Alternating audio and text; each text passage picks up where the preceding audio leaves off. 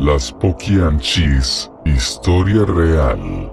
Corría el año de 1948 cuando Delfina González Valenzuela abrió las puertas del burdel Guadalajara de noche. Entre sus clientes figuraban políticos, militares, campesinos y todo aquel que deseaba una noche de placer. Nadie se imaginaba lo que ocurría detrás de la organización de Delfina, que más tarde incorporaría al negocio a sus hermanas Carmen, Eva y María. Años después, serían conocidas como las Poquianchis. Con 91 asesinatos oficiales, se convertirían en las asesinas seriales más despiadadas que se hayan visto en nuestro país.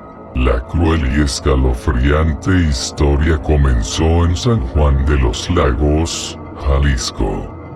El Guadalajara de noche empleaba entre sus filas a jóvenes de incluso hasta 13 y 15 años de edad. Las mujeres eran engañadas por Delfina, que les hacía creer a sus padres trabajarían como empleadas domésticas. También tenía hombres reclutando jovencitas en pueblos y rancherías cercanas. Las engañaban cruelmente o simplemente se las robaban. Una vez entregadas a Delfina, el infierno comenzaba para las inocentes jovencitas, pues les quitaban la ropa y eran probadas por los ayudantes que se encargaban de abusar de ellas, uno tras otro.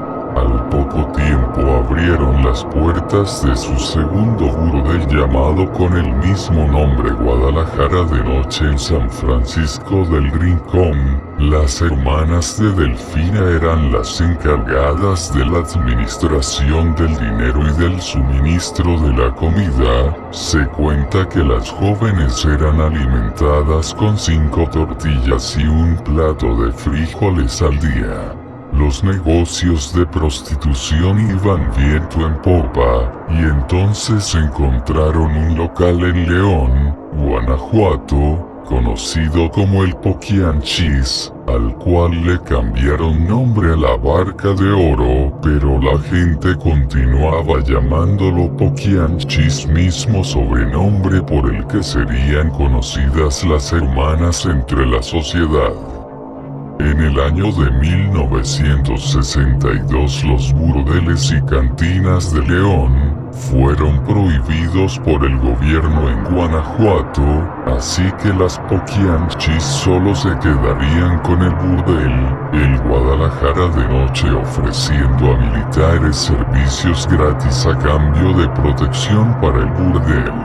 La aterradora historia cuenta que la madre de las Poquianchis era una católica obsesionada con la religión, misma que le inculcó a sus hijas, pero según la creencia de Delfina la prostitución no era un pecado, siempre y cuando se respetaran ciertas reglas, mismas que no podían romper ninguna de sus jóvenes trabajadoras. En caso de romperlas, eran salvajemente torturadas, y si alguna chica protestaba, intentaba escapar, o no querían acceder a alguna de las peticiones de sus clientes, eran arrastradas de los cabellos para después ser asesinadas a golpes por los hombres de Delfina.